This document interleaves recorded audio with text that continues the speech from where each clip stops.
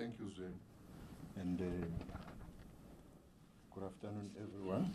The National Commissioner of Police, General Pierre, the Deputy National Commissioner, General Stolle, and the Divisional Head of ORS, General Mawela, and General Mbegela, the Deputy National Commissioner. Members of South African Police Service are governed by legislation, and in particular, the public order policing members are trained and well-trained at that. In fact, we have benchmarked our training with some of the leading departments around the world, and we compare favorably. We thought we needed to start there because so much has been said about training or lack thereof in the South African Police Service.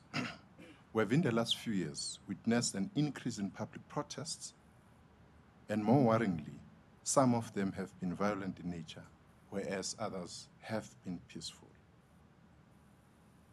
During the last financial year, about 13,000 crowd-related incidents were responded to and successfully stabilized. Of this figure, only 1,882 were violent incidents.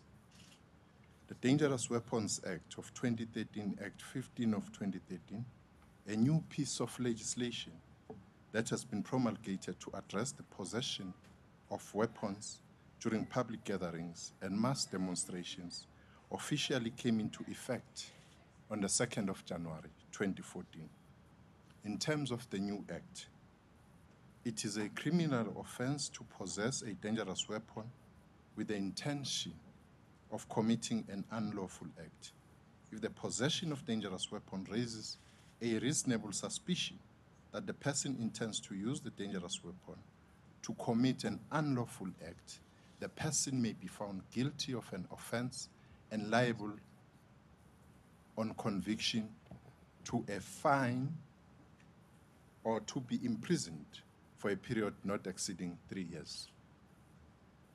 As the 2nd of January 2014, it is criminal offense for the person to possess during a gathering or demonstration any dangerous weapon, any air gun, firearm, imitation firearm, and that is likely to be mistaken for a firearm, any harmful and sharp object, and any object capable of causing death or inflicting serious bodily harm, if it were to be used for an unlawful purpose.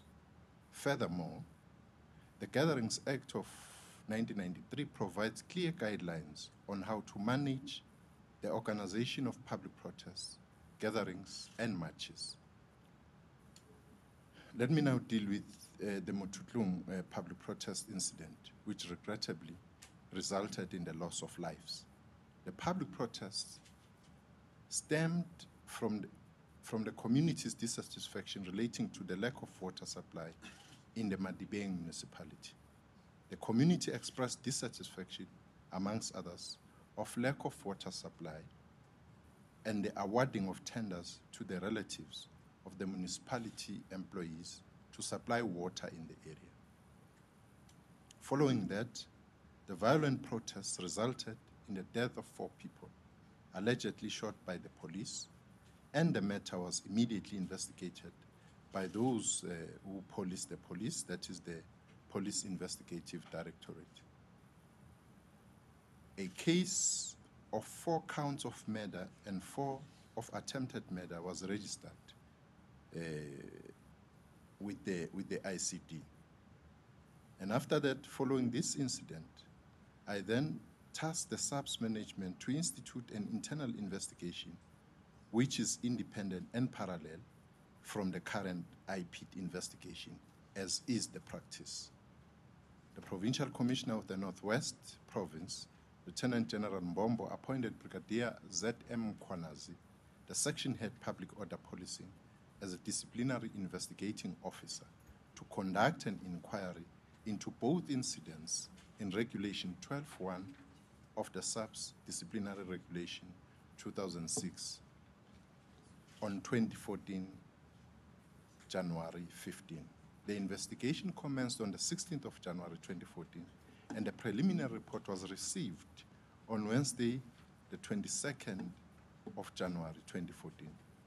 The number of officers implicated in the Muthutlung incidents was 14. And on the findings, the members did not comply with some of the core internal operational prescripts insofar as they relate to public order policy, to the provisions of the Regulations of Gatherings Act 205 of 1993 were inconsistently applied by all parties, particularly as far as Section 3 and 4 regarding the giving of notice and the holding of triangular meetings, respectively, are concerned. Thirdly, dispersal, furthermore, did not take place according to the provisions of Section 9 of the Act, and the force used to disperse the crowd was disproportional. Having considered the finding of the investigation that was commissioned, disciplinary action is being instituted against 14 affected members. Six already suspended, others being served with their suspension notices. We envisage completing this disciplinary process within the prescribed period of 60 days. As I conclude, let me reiterate the message we echoed 2 days ago. There is no prevalent culture of impunity within the police service. We are a caring government, and therefore there is no carte blanche that we give to our officers to kill innocent people. As a nation, collectively, as organizers and police, we need to work together to prevent the repeat of such events. It is our responsibility, both as individuals and as a nation, to ensure that protests take place in a peaceful and incident-free manner, guided by the laws of the land. And I thank you. Okay. Thank you, Minister. Just some few announcements. A copy of the statement has been circulated and is also being sent to Cape Town. At this point in time, we can open for questions. If I can take the first round in Pretoria, then we can move to Cape Town. Any questions? Clarity-seeking questions? Know more about your world. eNCA.com